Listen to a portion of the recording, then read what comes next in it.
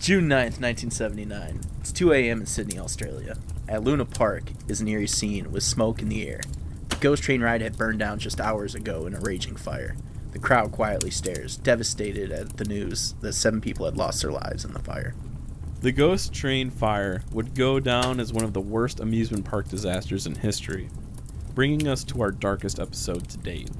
Police cover-ups and witness testimony paint an even darker picture. So join us as we go down the rabbit hole.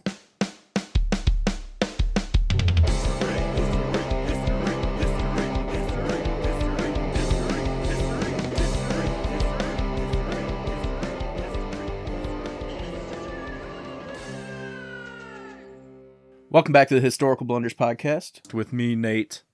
And Jacob. And today, yes, we are going to be talking about a darker story in history, the Luna Park disaster. So we'll go through, number one, what is Luna Park? Because it's a pretty important place and it's important to understand for the story. We'll go through that. We'll go through the events of the fire.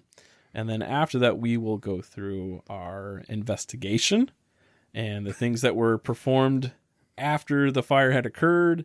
And it gets even darker after that. Not a happy ending. It's kind of like the series of unfortunate events in a podcast episode. No happy ending really at all. No, unfortunately it's not. But we're going to have a good time talking about it because it's definitely a colorful story.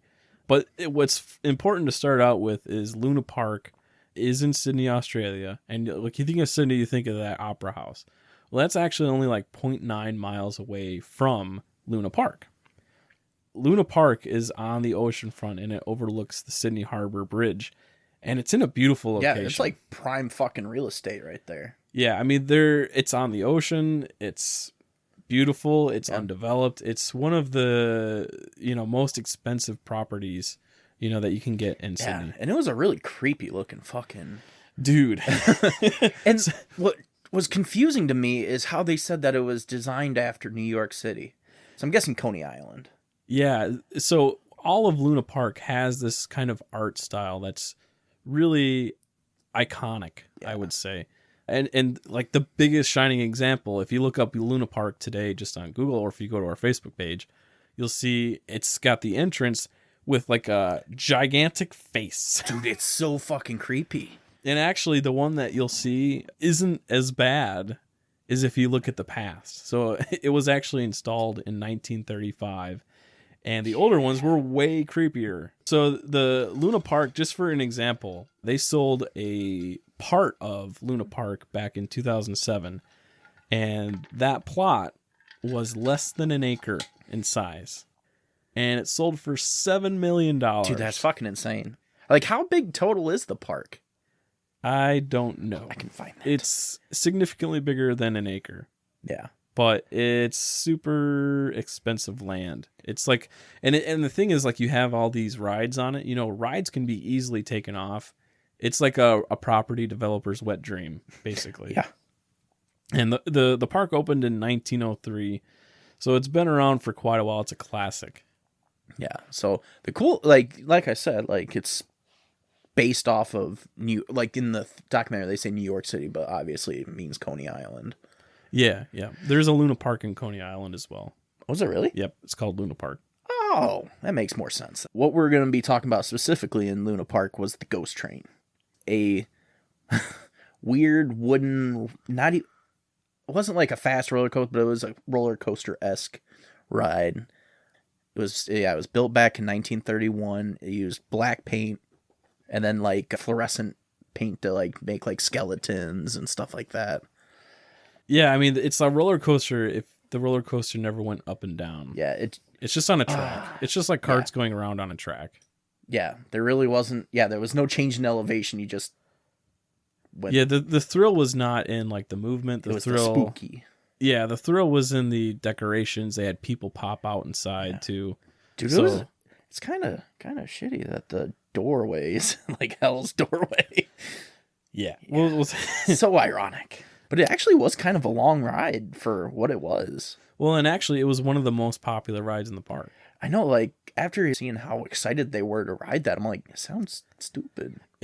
Yeah, I will say it does not sound like a ride that you would be all excited to go see nowadays. Well, I think our standards have changed a little bit. Well, yeah, when we got shit that's flinging you every direction. Right. Yeah, but in the entrance, it does say Hell's Doorway, which is not so entertaining after you learn about what happened. It's not entertaining, but it's very accurate. Yeah, I mean, there's some creepy parts to this where it just makes you a little queasy, a little uncomfortable. Yeah. On the ride in 1977, a fire inspector came to look at it and said of the interior, it's a maze. It was all timber. It was all painted black. As a matter of fact, even with the light on, I was bumping into the partitions in the wall. It was a timber ceiling. I would have gotten lost even with the lights on. The only way I could keep going was to follow the railway track. So it goes to show you, it's one of those roller coasters that doesn't go up and down. It's on a cart path, but it goes through this winding twist and turn corridor. And back in 1931, when they made the ride, they didn't exactly have like all these fire exits and things like that. That was not a thing. No, so it was not a very safe ride from that lineup. You obviously can't get away with that nowadays. Yeah, but what kills me is that even 31 to 77, like not at all during that time, someone was like, "Hey, we should probably pop a door in here." Right, and that same design consultant in 1977 had recommended that they put a sprinkler in the ride. He shouldn't have recommended, though. He should have required. But obviously, they did not listen to him. They did not put in a sprinkler system. Hence, we're talking about the fire today, because 2 years later, there was a fire that burned it down. Yeah. So you could say that they did a lot of procrastinating. And what do you call it when a Russian procrastinates? I don't know. They're stalling. So they were like, what's the worst thing that could happen, So June 9th of 1979 rolls around, and the incident happens. The incident occurs. Towards the end of the night. It's not funny. I shouldn't be laughing. One cart was passing by the imitation fire and noticed that the imitation fire that's towards the end of the ride looked quite real. They did a good job then, right?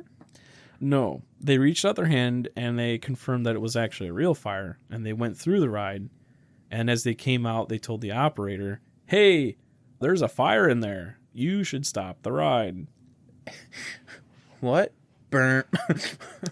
And so the operator did not listen, and he sent the next crew of people in, and it's very much assumed that those next people were the ones that passed away. That time after they came out and said something, that was the father and the two kids, right? Yeah. I think so. Yeah, so the Godson family was on vacation. And they were from Warren, which is part of Central Australia. Where the damn emus are. Which we'll get to in another episode. But it was at the end of the night. They were getting ready to leave. They had 4 tickets left for the Ghost Train ride. They all got in line. And the mom, Jenny, she had a craving for an ice cream. And she stepped out of the line while the kids waited with the dad waited with the other 2 kids. And for reasons she doesn't understand still, they went on the ride without her. And unfortunately, this is where it gets dark. All of her family perished in the fire. Yeah. Very sad, terrible. And that woman's name is Jenny Godson. Right? So the operator sends the people through, and then the smoke starts to come out from the exit of the ride. And I think he starts to realize, I may have made a slight mistake. But what didn't make sense to me was then it was the other young kids they sent in. He kept sending people in still. Yeah. No, it wasn't instantaneous. Yeah. He was sending people in. And to give the guy some credit, right?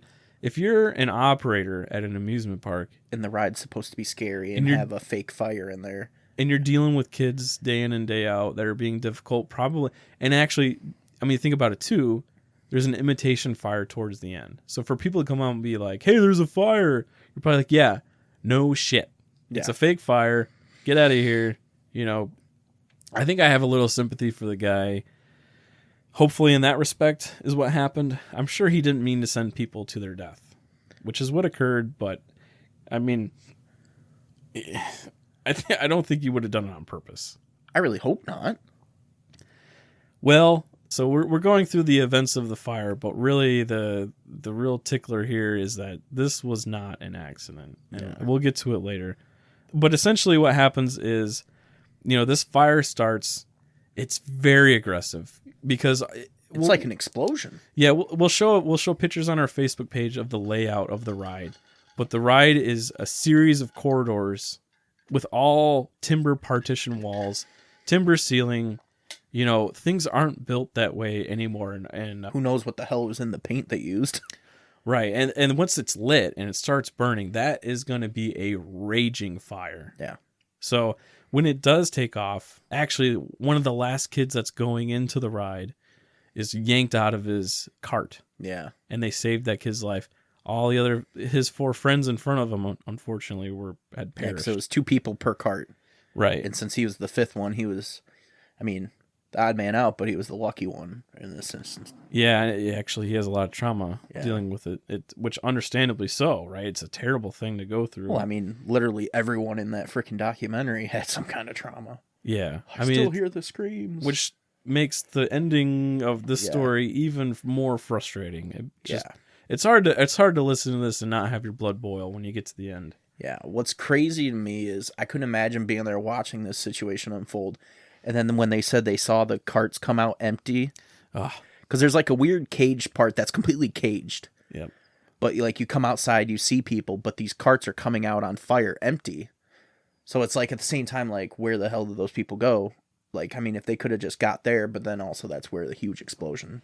Right. The flames engulfed that so bad. But yeah, it was just a shit show. It was extremely hot, and it was extremely short-lived because it was so hot, like coitus with me. Poor Sam. So the guy who had yanked off the last kid. That's even worse. Okay, hold on. Let me say that again. The guy who had taken the kid out of the cart before it went in, he also ran into the ride a series of times and saved a ton of people. Yeah, there was 2 people that ran in not even hesitating. Flat out heroes. And the guy, so this was the second operator, and he's still alive 16. Today. Yeah, he was only 16 at the time. Yeah. So props to him. Obviously, he's dealing with a lot of trauma too. But, definitely get some credit for that guy going in and risking his own life. But he even said that he knew the ride and still got lost. It's definitely not safe, right? Yeah. You can't make rides like that and not have fire exits. It's the reason why you go anywhere and you always see the fire exit sign all and you're lit up. Why is that in the middle of this? Because of the park with the creepy face. Yes. The creepy face park. So this fire is definitely one of the darker stories we've had on the show. But the real kicker, and we're going to get to it now, is that this is not only just a tragic event, but it's an even darker conspiracy. The investigation, the evidence, and the motives all paint the same picture.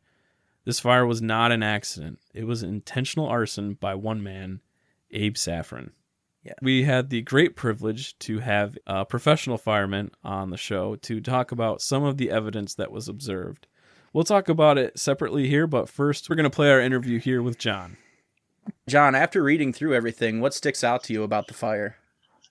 So let me first preface this. Well, yes, I am a fireman. I am not a arson investigator, nor am I any sort of subject matter expert. This is my legal, political, professional disclaimer that absolutely nothing I say has any grounds to stand on. From your synopsis saying that the ride was originally built in 1931, obviously that's relatively, ancient times to us now. So I'm sure there are different standards of construction and inspection and stuff that go on nowadays.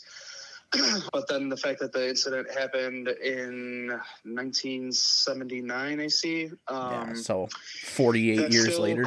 Standards change, from generation to generation as technology changes and grows. And then a big thing in the fire service specifically that I'm aware of is that a lot of times codes are written in blood. And unfortunately, when people die, that's when things change and that's when things get, quote unquote, better or safer. So while there were fatalities or at least casualties, people got hurt. 7 people died.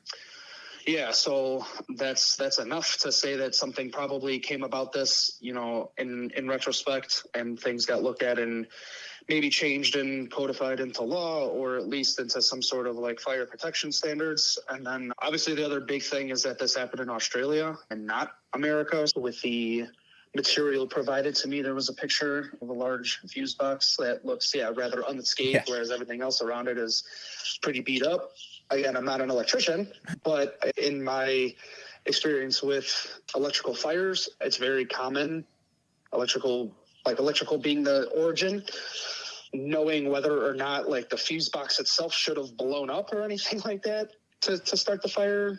I, can't speak to that, why it would look so relatively protected and unscathed, whereas everything else is in shambles around it. I mean, that's kind of suspicious. And just looking at that picture that's kind of fishy, seeing as everything else is all jacked up and that's not. I had a question about that. So everything that's taken out is wood, but that box is made of metal. Is it common after a fire that you'll see like a metal standing box, or do those get damaged as well?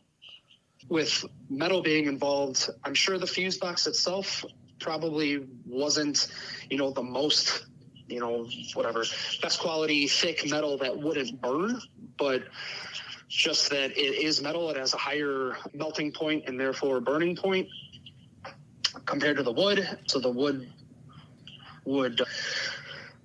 materials in the structure, let alone any of the contents in the room near the fuse box, is, all that stuff is probably going to go up in flames before that metal will. And even then, again, looking at this picture that I was sent, is just like, you can see like there's thicker structural members that, while those may have been made of steel beams, like you could just see throughout the whole picture, like a lot of like the thicker pieces of wood didn't burn, if they say it's an electrical fire. If that's the point of origin, why would that be the only thing that's not burnt up? Once you even get into the structure of something, they burn hotter and they burn faster. So once a fire starts and it's sufficient heat to catch anything near it, if it's not just like a freestanding whatever that doesn't just burn out by itself, as long as it's hot enough or it grows to start catching more things within the room. Nowadays, it's a very rapid growth of the fire to where,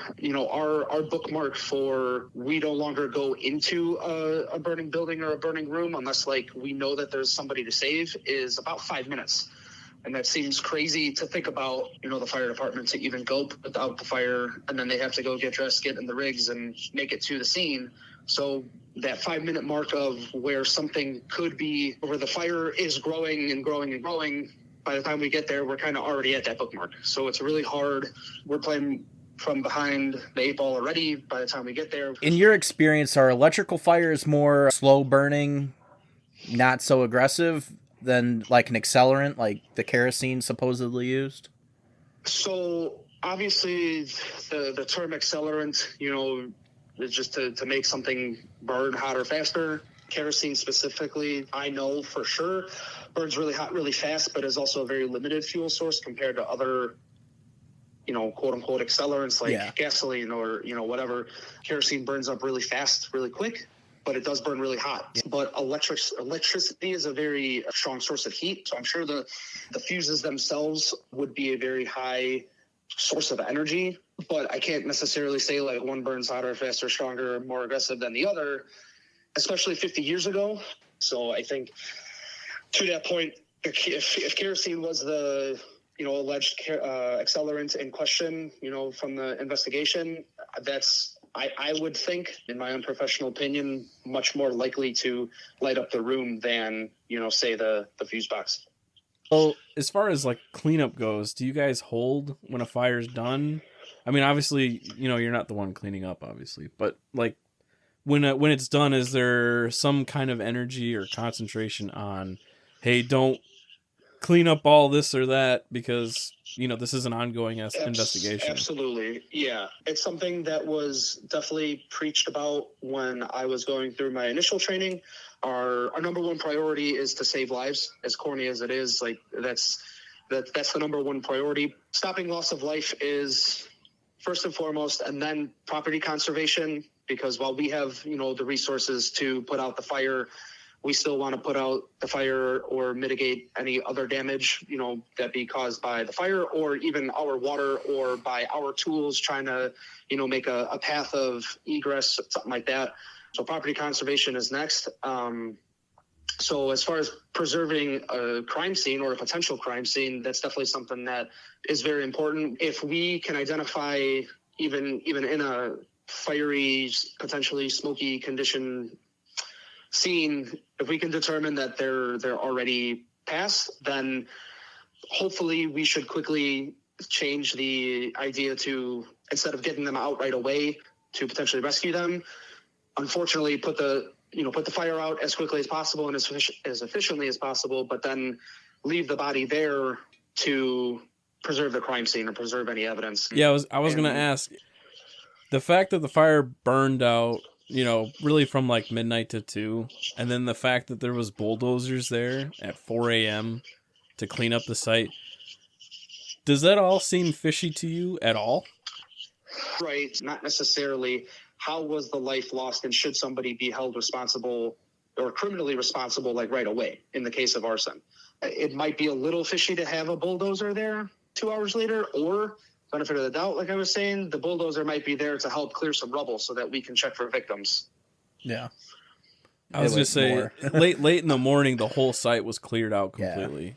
Yeah. And that's why, as we read about it, and actually there's a lot more evidence, surrounding it, it just adds to the fishiness. I mean, obviously this happened 50 years ago, so, who knows? I mean, I like putting my tinfoil hat on as much as anybody else does. It's always a good time. I didn't answer this one earlier, but it is something that actually stands out to me as a big thing nowadays, and we're so used to it. If I weren't a fireman, I think a lot of people take it for granted. Sprinkler systems. There was a design consultant recommended they come in and install a sprinkler system. Amusement park owners, managers, whatever, as a business decision, probably didn't want to retrofit a sprinkler system, especially in the 70s. That was extremely expensive, and if they weren't being forced to, it was probably something that a lot of businesses in a place like amusement park is probably not going to install. Someone should have listened to that guy. Yeah, that guy could have been an unsung hero. Obviously, he never would have gotten any recognition for it. But the sprinkler system in any event, whether there's arson or not, can really, do a lot of damage. And realistically, the opposite is saves a lot of damage from happening. Like one sprinkler head can keep a relatively large hot fire in check, and even if it doesn't put it out, it very much so helps the spread of the fire. You guys wouldn't even be talking about it. So sprinklers, they're good for kids and for keeping amusement parks safe. 100%. Definitely, my professional free legal advice is get a sprinkler system in your house even. I'm sure it's expensive. I'm sure it's crazy to think about, but God forbid you don't want anything happening in your house. But I guess, other than that, I don't know. I'm definitely not the person to say whether or not this is, somebody should be hung up on this one. It could be either way. Like I said, I like putting my tinfoil hat on as much as the next guy. Well, I'm going to say this then. After you listen to the episode when it comes out, I'm my challenge now is to convince you. I'm like on it now. Okay. So I want you to text Nate and tell him if we convinced him. All right. Good. All right. Thanks, John. Thanks for having me. Yep. All right, so big thanks to John for doing that for us. We might overlap a little bit here, but we do want to talk about some of the evidence that was observed after the fire was over. All right, we're going to take a break and listen to a commercial from our sponsor. Is something interfering with your happiness or preventing you from achieving your goals? Regardless if you have a clinical mental health issue like depression or anxiety, or if you're just a human who lives in a world who is going through a hard time, therapy can give you the tools to approach your life in a very different way. And that's why I'm excited to tell you about today's sponsor, BetterHelp. BetterHelp.com. That's right, Nate. BetterHelp's mission is to make therapy more affordable and more accessible. And this is an important mission because finding a therapist can be hard, especially when you're limited to the options in your area. Yeah, I'm really glad we chose BetterHelp as a sponsor for this podcast because I've had people in my own life that have struggled with mental health and anxiety and depression. And therapy was something that definitely helped them overcome those struggles. and now they're in a much better place. Yeah, I mean, I use BetterHelp, and so far so good. Yeah, I mean, I wasn't really talking about you. Oh. BetterHelp is a platform that makes finding a therapist easier because it's online, it's remote, and by filling out a few questions, BetterHelp can match you to a professional therapist in as little as a few days. And sometimes faster. It only took a couple hours for me. That's right. It's easy to sign up and get matched with a therapist. There's a link in our description. It's betterhelp.com/historicalblunderspod. All one word. That's right.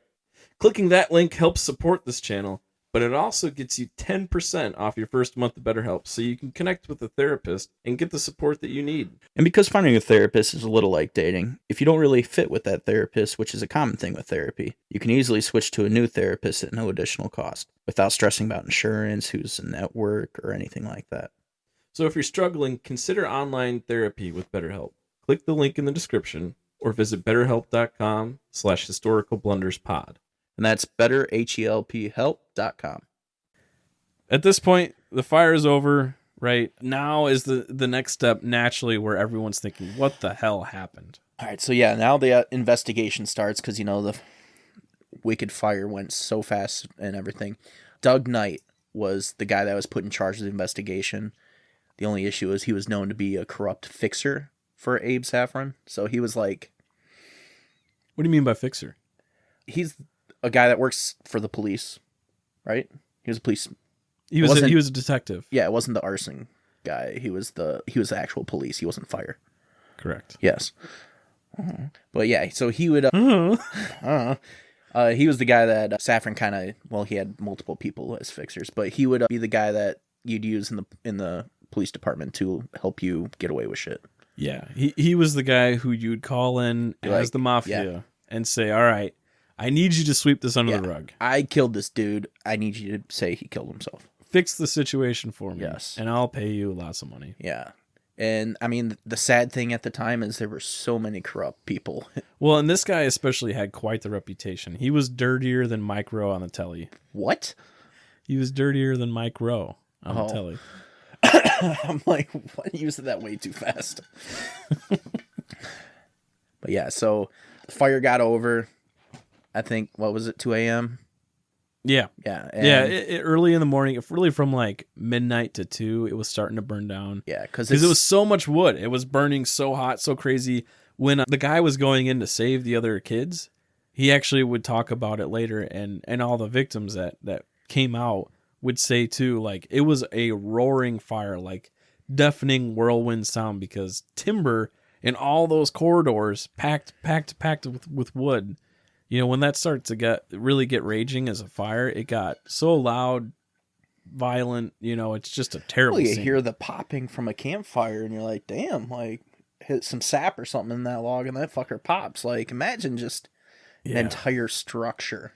Flames coming out of the hell's doorway. Yeah. Creepy. Yeah, that was not a good name, guys. But it was like 10:15 when the coaster caught on fire, right? Yeah, it was about 10 o'clock. Yeah, 10 o'clock. And so then midnight, it started dying out. 2 a.m., it was done. And then at 4 a.m., they already had bulldozers there to clear it out. Right, and I know John had kind of touched on it, but the fuse box was still standing at the end of it. Yeah. And the fuse box was immediately the thing that was blamed for the cause of the fire. Yeah, and what my biggest thing, too, with all that is that the police the police guy was the one that was like, yep, it was the electrical panel that did it. Because he knows everything. Showed up right away. He's like, oh, yeah, I know. Yeah, electrical fire. When at the same time, that circuit is shared with another ride. That was going on fine. And that ride had been going on during the fire, after the fire, and was still working the next day. That's a hell of a fucking fuse box. No. That means that the fire did not originate in that fuse box. Well, no, I'm just saying that it's still intact and working. Yeah, well, yeah. But, yeah, so they already had the bulldozers there. Immediately... 2 hours later, after the fire was done, they had bulldozers there ready to clear out rubble. Like, I don't know. I feel like it would have taken more. Or just and make sure there was more bodies.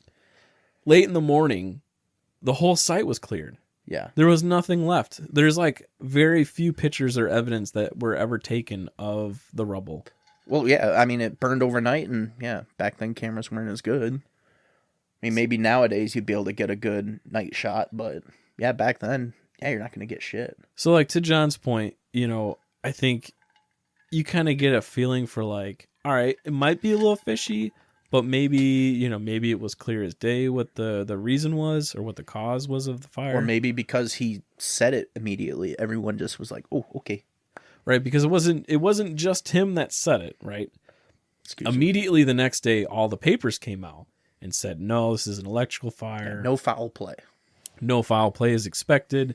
This isn't an arson event. This is an electrical fire. Kind of like immediately stamped out the suspicion of anything fishy. Yeah, even though immediately they had eyewitness testimonies. Yeah, so that's the next step here, right? So, all right, that's what happens. Now, what you start to find out when you dig into it, though, is that there was multiple witnesses giving information that definitely pointed it to being Arson. Yeah, like the The quabble. Yeah. Collaborated? Collaborated. I don't know. We're having corroboration. We're having such a hard time with words today. You know what I was thinking? We should get a whooping stick for pronunciation. Oh no, that'd be fun. Like, oh, you can't say it right. Bam. I don't know. You'd get hit pretty bad today. Today, yes. I'm gonna make sure to put some difficult words in there. Yeah. I don't know. There's been time the William Wallace episode. I would have beat your ass. I wouldn't have known. So yes, all these different witnesses popped up. People that didn't know each other, like people from different backgrounds, all popped up, and all their stories said the same thing: is that they heard people there talking about it, the use of kerosene, and then multiple people saying they smelled kerosene. Because yeah, kerosene does smell funky.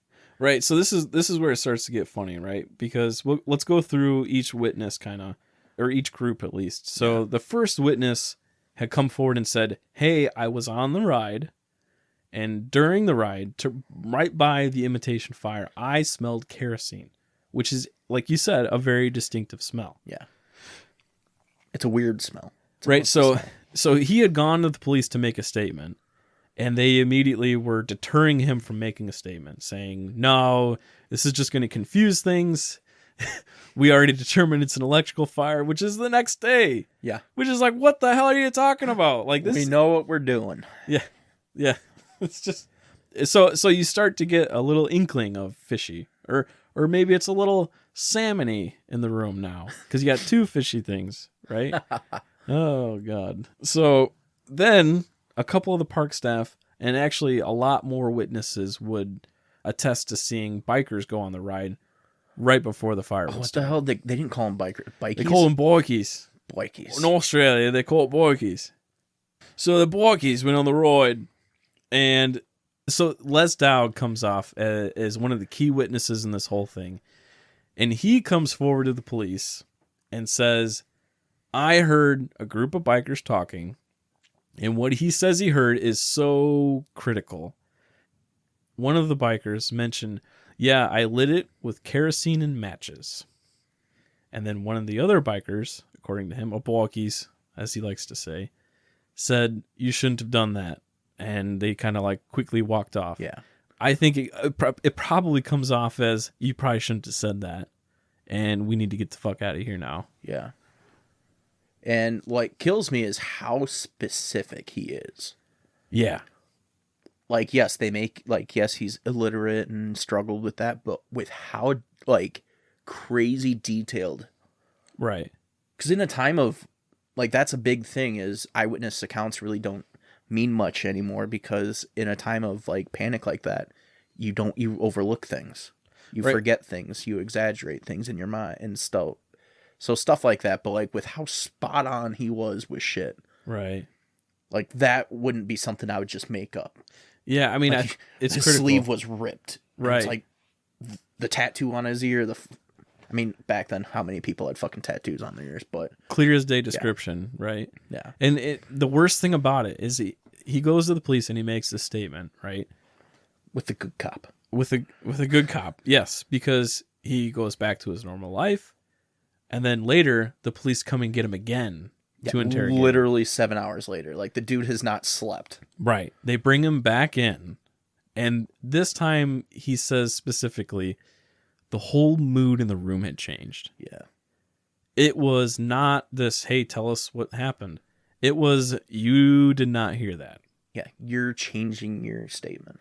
And he wasn't like this, proud or brave man at that point. No, he's a kid. He was 16 years old. Yeah, he's a little wiry kid, So they, and he lived in a youth shelter. Like, he probably feared cops. For sure. I mean, like, it's an intimidating thing anyways. Even now, if I got in a room full of cops and they were pushing me to something, I don't know how confident I would be in not shifting my story. Which is exactly what happens, right? Yeah. Les Dowd ends up shifting a story and going along with what they're proposing, which is saying, you didn't hear anything, forget about this. What he said was a lie. What he said was a lie, and he retracts his statement, and he actually even gets fined $100. That's insane. So, but yeah, the original interrogating officer had no idea that these cops are doing anything. So hopefully, that's the first red flag. This is like the 14th red flag. This is the red flag and the fishy smells, right? Starting to get really old tuna-y smell. So, 7 total witnesses end up coming forward talking about bikers going on the show, or bikers going on the ride. Yeah, and then like all of them were requested to the court. Yeah. That made zero sense. Why even request them? Because then they didn't ask him anything. Yeah. Yeah. So this is wild. So in the papers, Doug Knight has a quote in the papers the next day. This is so crazy. I can't even imagine. Like, it's so surprising this is real. But he has a quote saying, "It is understood that police want to get more evidence to support the accident theory." That's straight out of the Sydney papers. Yeah. They need to get more evidence to support the accident theory. Published to all of Sydney. Like, what? Like, in their minds, were they just like, oh, maybe this, like, people were just like, oh, they just need more evidence, I guess. We need people to help support our shitty theory. There's no critical thinking. Like, these guys suck at cover-ups. It's like, all of this evidence in the story that you hear, like, it's so clear, like, there's something wrong going on. Right? Something's not right. They shouldn't have cleaned up so fast. They should have investigated the bikies that were there, or bikers, whatever you want to call them. Well, like he said, they got the notice to start looking for them, like, out immediately at like 6 a.m. or whatever. Right. As soon as the interview was done with Leslie. Yeah, I mean, like, there's too much that it can't be viewed as coincidental. Yes, because like the good cop, whose name was Michael Mayer, like, he did everything he was supposed to. And then, as soon as he was off his shift, basically, all the other cops were like, nope, let's change everything. Yeah, I mean... And what kills me, though, is how did he never, like, speak up? Yeah, I mean, these guys suck at cover-ups, I would say. Because, like, there's some obvious... It's blatant. Like, if I was doing a cover-up, I think I could have done a better job. And I'm not I'm like as square as they come. These guys suck at cover-ups. They make Hunter Biden look like Houdini. Yeah, even with the pictures. So there's the evidence. We talked about it with John too, the situation and his analysis of what he saw, kind of just briefly. So you kind of get a picture of something cheesy is going on, right? Yeah. Something's not right. This isn't how a police investigation should be run. So that all has to come to a point. And the motive for this fire, we have to start with Abe Safran. So Abe Safran was a wealthy nightclub owner, a hotel owner, a property developer, and most importantly, he was a mobster. You're telling me that all those things that he owns definitely doesn't point to the fact that he's a mobster? He's gangster. So this guy is nicknamed as Mr. Sin in the media. He's notorious. Sounds like a weird porn star name. It's in the age of the 70s where it's almost like cool to be a mobster. Yeah. So the media made you cool. Like the same thing with New York, right? New York 70s mobsters were like rock stars. Yeah. It wasn't like, they got taken out eventually, but for a while there, it's like they had their own culture. Yeah. Like the cops knew exactly who they were, but it didn't matter because they own the cops. Yeah, I mean, the real truth is this guy was involved in alcohol sales, gambling, prostitution, drug dealing, bribery, extortion. This was, Everything a mobster needs. Yeah, and we'll post an interview on our Facebook page, but there's an interview with him that I saw, and it's just like the guy himself. You just get this vibe from, like, you're talking to the devil. He's not a trustworthy mobster? Dude, he's probably one of the more evil people I think I've ever seen, just based off his mannerisms and the way he talks. He just looks like a psychopath. Yeah, he looks like a psychopath, like the devil. Yeah. He's the devil, So Abe Safran, years before, had contacted the owner of Luna Park and wanted to buy the park. Yeah. Well, I mean, he was into the real estate. Yeah, he's a property developer, and like we said before, Luna Park was one of the best real estate property development options you could have in Sydney. After the incident, the land had gone up for lease because it was such a big... They had to shut down all the rides, right? Obviously, it's a huge incident. There's no rebounding immediately. Right. So after this goes up for lease, Harborside Amusement wasn't the best bid, but it won. And this other company had a much better bid in place. They had it basically locked down where they could not lose this bid. They had the most money. It was the most reputable company to take over. Yeah. And then all of a sudden, the government had just been like, no, this is going to fall through. And it just, in a shady way, it just kind of went with the wind. And next thing you know, Harborside Amusement Property Company comes in and gets the lease for this. Well, guess who's related to the owner of Harborside Amusement Property? Can I guess? Is it Abe Safran? Joe Biden. Oh. Probably. At this point. No, Can't rule it out. Hal and Cole Goldstein were... Sounds like a property development. They were Abe Safran's nephews. And they ran the company. They got control of Luna Park after the fire. They also managed the trust for Abe Safran's money. So after that point, it's really sad too, because all the beautiful artwork and the beautiful art history style of the whole park was really auctioned off almost completely. What's crazy is the fact that they actually used legit artists like that Martin Short, right? Yeah. Martin Short is one of the most famous artists in Sydney, Australia. And he took a lot of pride in Luna Park. He did. Yeah. But he's the one that painted the face. Yeah, he's the one that made the face. Less I would creepy. say the least creepy it ever was. Because it's still creepy. Yeah, it was very creepy. Although, it's weird because it's creepy, but it's still cool. I would still like to see it in person, honestly.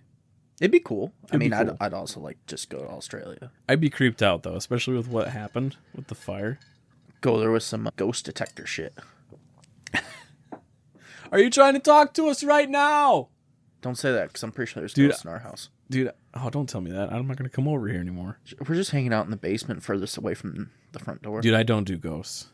There's definitely not ghosts in my house. So all that happens. Basically, Abe Safran, by association, owns the park now. After he lit it on fire.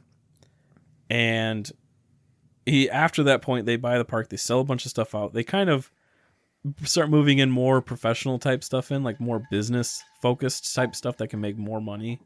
And at the same time, he moves in 100 poker machines.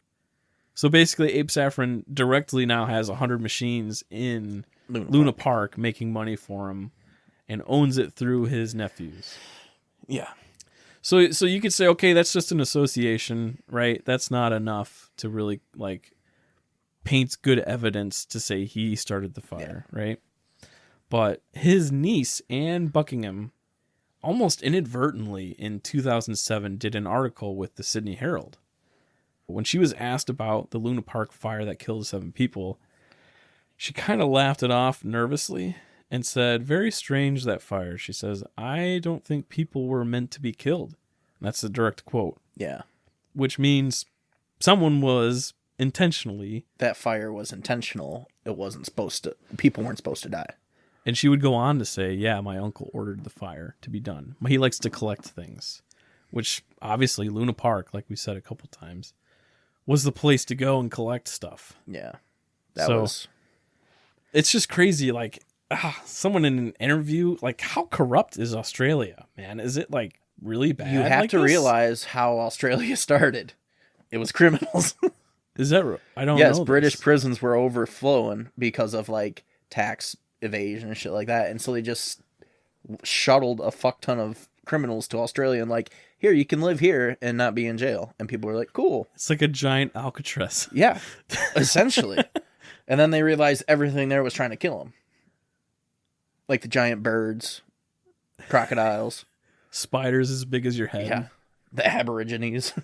I did not know this. Mm-hmm. That's how Australia started. So when it was all said and done, they never charged anybody. Right. It was before that even, too. The 2 years after that fire, too, there was 6 more fires on Abe Saffron's properties where he got a huge amount of insurance money. That's a thing? Yeah. Oh, what I a didn't know that. coinky-dirk. And I know it's hot in Australia, but it smells like bullshit to me. You know? Yeah. So it just paints this picture like this guy is an evil mobster. And actually someone who's associated with him. He has a family and his kids are planning to go to Luna Park that night. And he stops them. And he says, you guys can't go to Luna Park tonight. They're like, why? He's like, something really bad's going to happen. I can't tell you. You can't go to Luna Park. And his kids eventually, when they get older, they would, tell that story, furthering, right, the point that this guy had orchestrated something. Yeah. And they get even more evidence and testimony from people that were apparently at the barbecue where Abe Saffron had announced to everyone, all right, guys, we're going to hit Luna Park with arson on the ghost train ride tomorrow. Like, apparently that was a conversation. You can see it in the episode at the very end.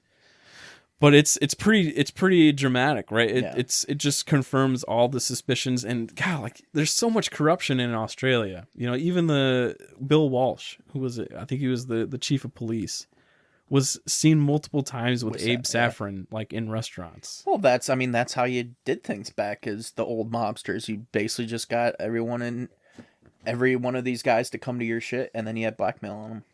I mean, it's just terrible, it's all like money moving around is one thing, but when kids are dying, like it just makes me angry. It happened 50 years ago. I want to go find where to get back at Abe Saffron.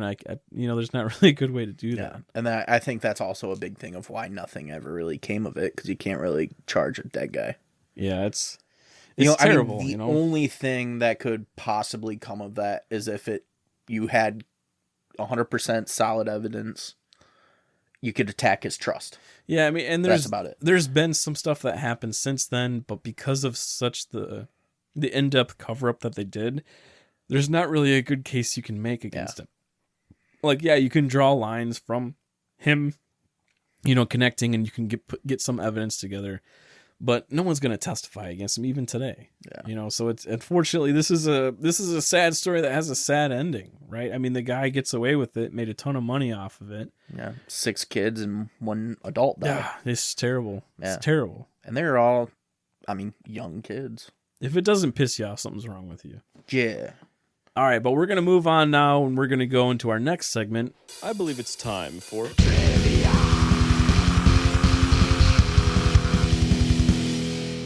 The fastest roller coaster in the world is Formula Rossa in Dubai. Of course, because Dubai has everything, all the coolest shit. What's the over-under for the max speed it hits at 150? Over. Under. Really? Yeah. Under by 1 mile per hour. Oh, I thought Top Fuel and that's probably 120, isn't it? The one in Cedar Point. Yeah, I don't know. I'm pretty sure that one was pretty. 149. That's still fast. That's still fast as fuck. I couldn't imagine the fucking G on the G-force on that. What is the oldest? Oh, I guess running. It's still running. What is the oldest running roller coaster in the world? Oh boy. Okay. And where is it at? That's a pretty hard question. All right. Where is it at? Just give me the country. How about Disneyland? Oh, All right, you can give me a park. No, it's not Disneyland. Oh, okay. It's actually in a park I have never heard of. It's called Leap the Dips. How the fuck am I supposed Is to the know? coaster, but it's in Lakemont Park in Pennsylvania. I couldn't name you all the parks in my own state. Six Flags. All right. What decade did Disney World open? 1950s. 1971. Was it really that late? I thought it was. Yeah, I surprised me. Wait, Disneyland? I said Disney World. Oh, World. Oh. Yeah, because Land was first. All right, what are the top 3 most dangerous amusement parks in the U.S.? In the U.S. They're popular ones. I'll say that. So, Six Flags. Nope. No. No. Cedar Point? No. Disney World. Yes. Universal Studios. No. No. Busch Gardens. Nope. I thought they had a bunch of shit there. So number 3 is Disney World. Number 2 is Disneyland, which is crazy. Like, I didn't know Disney was so damn dangerous. I don't know. We should never go there as a family, Sam. Just kidding. I can't wait to go back. So the last one is Action Park in New Jersey. Is it? But it's defunct. It's not still open. Oh, Because I wanted to give a little bit of that, because Action Park is actually known as like Class Action Park. Because they did so much stupid shit. Like Johnny Knoxville made that movie that's like a parody of it. Like it's not, I don't think they actually called it Action Park for like copyright reasons. But yeah, they had a slide there that had a loop in it. Yeah. But almost everybody got stuck in the loop. Unless you were like 400 pounds, you weren't making the loop. I did read about that. That wasn't even the most dangerous part of the whole park. Didn't they have those fucking hand cart rails? Yes. So I was going to talk about that. It's called an alpine slide. Yes. And it's basically like a whole luge thing, but you're in a go-kart with no engine. It's just a cart. And you have like a brake in your hands, right? Which sounds like fun, honestly. Like it sounds like a good time. Except the track, like you have no seatbelt or anything tied to you. For You're literally just sitting on this fucking cart. So you're on a concrete slide with like a cart that you're riding down in. And the sections are either made of concrete or they're made of fiberglass, which I don't know which one's worse to fall on. Like both sound terrible. Yeah. And actually, like my coworker that I sit right next to at work, his wife had fallen off one. I think it was in Colorado. What is the oldest amusement park in the world? Oh, Jesus. It's not the oldest roller coaster, though, just the oldest amusement park. All right. It's got to be Europe. Yes. Okay. How about let's go by country here? Yes, give me the country. Let's go Germany. No. Italy. Nope. France. North. Sweden. Next to. Finland. Next to. Norway. Next to. Oh, fuck. How far? There's like one more country up there. Switzerland? Switzerland's in the middle. I don't fucking know. Denmark. Denmark is not. Yeah, it is. Denmark's up there. It's northern, like Central Europe, isn't it? So, as of right now, it's still operating. It opened in 1583. So it's 441 years old. Fascinating. Yeah, has 33 total rides. Do the rides suck? I don't know. I imagine they suck. I mean, it gets 2.5 to almost 3 million people a year. I bet they got exit signs on their rides. Maybe, hopefully. And sprinklers. Maybe. So, my last question. Okay. All right. It's another over-under, okay? All right. How many amusement park deaths happen per year due to accident from the range of 1987 to 2000, for example? Okay. Over or under 4? Under. Over. There's 14. 4.5. 4. Oh. What's up with these close? So, yeah. I mean, that kind of surprised me. 4.5 deaths happen a year. I don't know. Maybe it's not that bad. To me, that's still too many. But with how stupid Grow up. with how stupid rides are now, like I'm shocked more people don't die. That's true. Yeah. Like some rides, especially when you go on them, and it's like you're at the mercy of the operator. Like a 16-year-old kid saying, "Keep your hands in the car. All right, cool. Yeah, have a fun day." Boop. Yeah. Anyways, I want to close out the Luna Park story. Oh, okay. So there's like one ray of sunshine out of this. Some positive. And Jenny Godson, like we said before, she lost her entire family in the fire.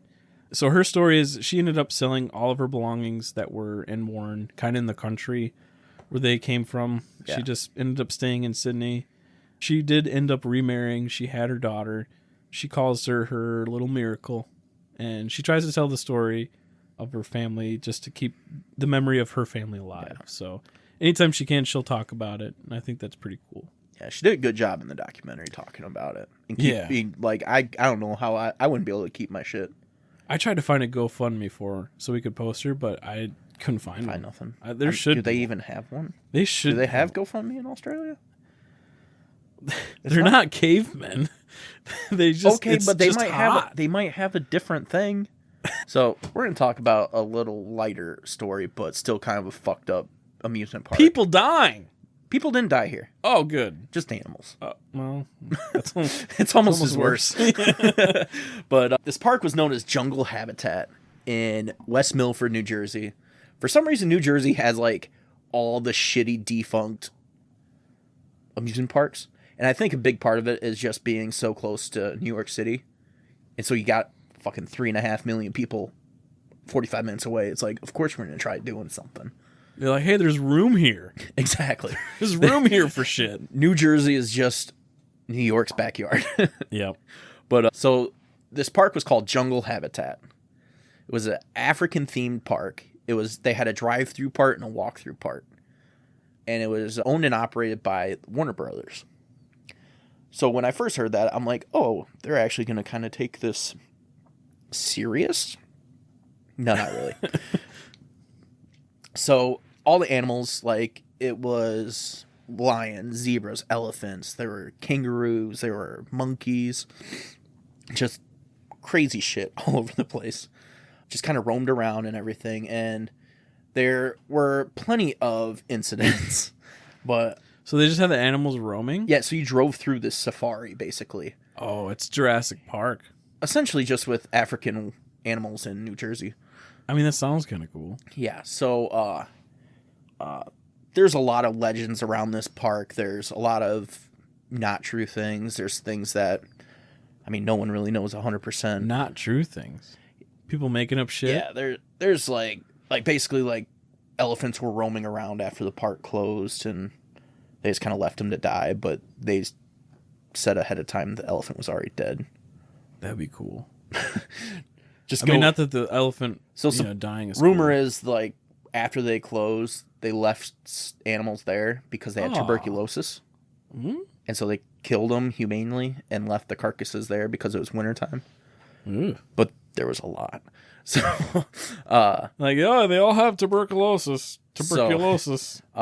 On October 9th, 1972, an Israeli tourist, Abraham Levy, like, if that's not the most Israeli name ever, was driving through in a taxi. So he, like, hired a taxi to take him through this park, is what I'm guessing. Because it didn't say that he owned the taxi. Yeah. It just said he was in a taxi. I'm like, did he really, like, legit hire a taxi to drive him through this theme park? That's a lot of money. But what actually happened was he was attacked by a lion in the car.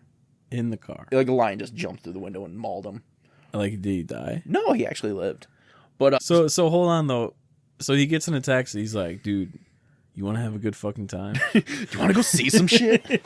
Like, do you think the taxi guy would give him a discount? For like, all right, you take me through Safari Place? Honestly. We'll split it, man. That's cool. He's probably like, dude, I'll give you 50% off your fare. I'll just tell my wife I was working all day. Let's go see some cool shit. Did we just become best friends? Like, honestly, yup. If I was a taxi driver and someone's like, dude, you want to go see some fucking animals? I'd be like, fuck yeah, let's go. So. Best day ever. Yeah. So it happened on October 9th. What's your name? My name's Nate. Abraham. It's not what I mean. So. Jake and Nate. Fuck you. October 9th it happened. Rude. By November 1st, they already brought the lion back and returned it into the park. So there's like, all right, he had his taste of blood. We're going to get him away for a little bit. And then they brought him back a month later. I couldn't find... Wait, they brought the lion back? Yeah. Like, usually if a lion, like, if an animal attacks someone at a zoo or something... Yeah. Usually they're euthanized. Yeah, or they take care of it. or released back into the wild or something they don't come back to the to the zoo usually. But the man lived. I couldn't find if there was the settlement or anything. Because obviously that must be pretty nice. In November of the same year, so literally this happened, they brought the lion back. Wolves escaped. Like, rumors around this park was that just animals just would escape. But luckily they caught the wolves. But there's been legends and stuff that throughout the years you can find monkeys and kangaroos in the New Jersey wilderness around the park. Supposed ancestors of the escaped animals. So the lion stands up to all the other animals like, dude, you guys don't know how good these people taste. You should try it. So in July 8th of 1974, another animal listened to the lion. It was a baby African elephant. Grabbed a woman with his trunk and pulled her to the cage and bit her. We got ourselves a horned up elephant. He's a baby. It's just a baby. I don't know. But yeah, that one, the woman was hurt and everything, but she got $200,000 settlement in 74. So that's probably. How bad was she hurt though? I don't know. I didn't see that. They're not going to tell you that. $200,000 is I get hurt pretty bad for $200,000. Yeah. How much would you get hurt for $200,000? Dude, I let a fucking African elephant bite me. I think I would do broken legs and broken arms at the same time. All of them? For $200,000? All of them? Yeah. $200,000 is a lot of money. Do you want me to pull it office? That's basically how you exist now, Kevin, with no legs or no arms. But yeah, so they had the drive-through part. Then the walk-through part was actually called Jungle Junction. And it was probably boring because nothing happened there. The drive-through part was where all the shit went down. The lion didn't get to talk to those animals. Yeah. But yeah, so there are a lot of rumors about the animals roaming around after they closed, and they supposedly aren't true. Warner Brothers came out and said that they sold them. Of course they said that. I know, but sold them to buyers. Abe Saffron owns Warner Brothers. But yes, the animals contracted tuberculosis, supposedly. But after the park closed, they ended up finding 30 dead animals after the park closed. Oh, jeez. Yeah, there was a decapitated elephant. What? Yeah. That's how you cure tuberculosis. Camel and bison were just dead on the side of the road in the park.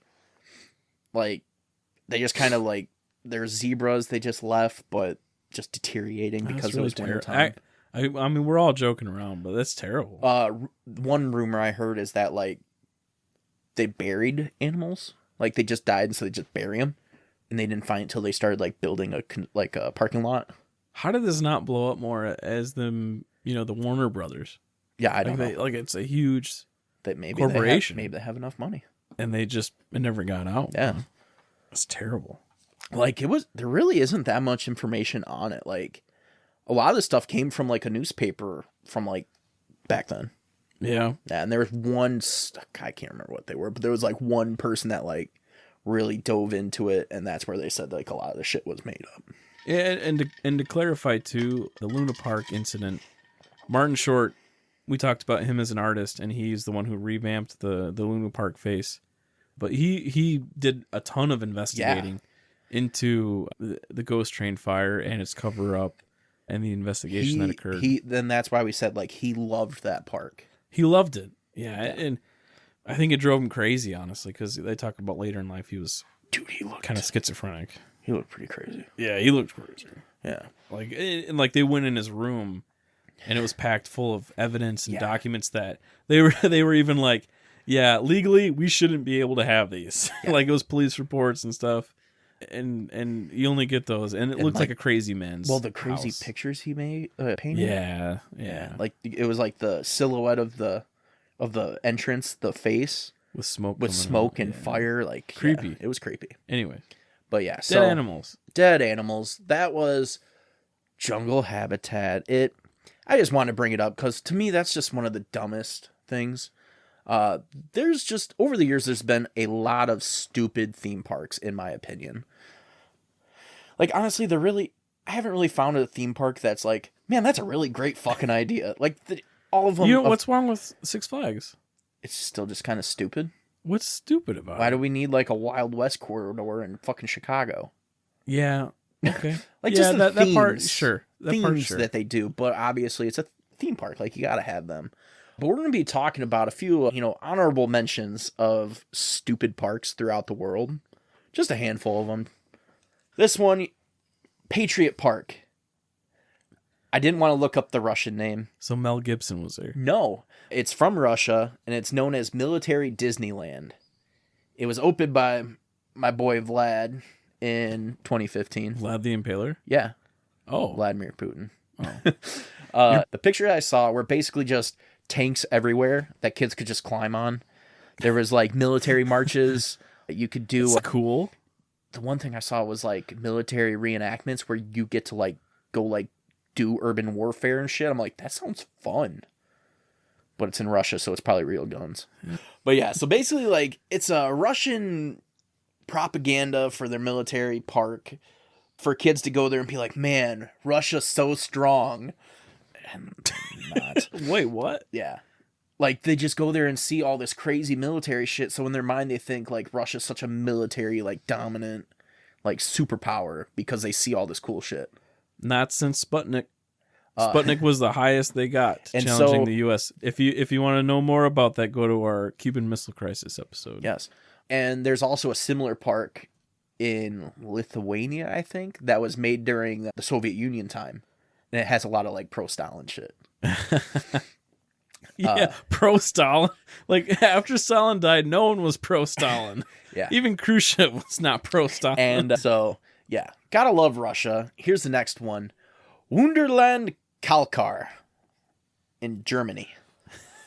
All right, so basically this Wunderland Kalkar has everything that a theme park needs, hotel, restaurants, bunch of rides, all you can eat ice cream, but it was also built in a cooling tower of an old nuclear reactor. So what's really cool seeing the picture is like, because cooling towers are fucking massive. But in the picture, like it's painted, but you can actually rock climb the outside too. It's pretty cool. Multi-purpose. Yeah. But yeah, it's a nuclear reactor from the 70s that they just kind of made into a theme park. And I'm like, that sounds very German. It sounds very Russian, Yes. honestly. Sounds more Eastern European, but I wouldn't put it past the Germans.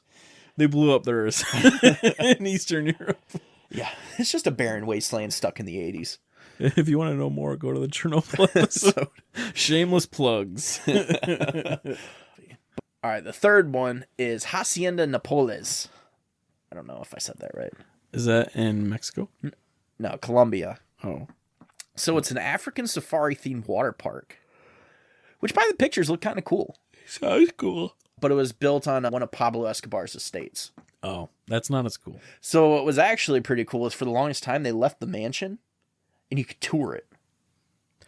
But yeah, so they used to be able to do tours of the estate and everything, and then eventually it collapsed and they had to take it down. But he's still got like a fuckload of cars, like cool old cars and stuff you can go look at. But yeah, just middle of Colombia, there's just a former drug kingpin's estate that's a Amusement water park with cars in it. Fascinating. Yeah, there's just some stupid. There was a cheese land. I forgot. South Korea, I think, is where it was.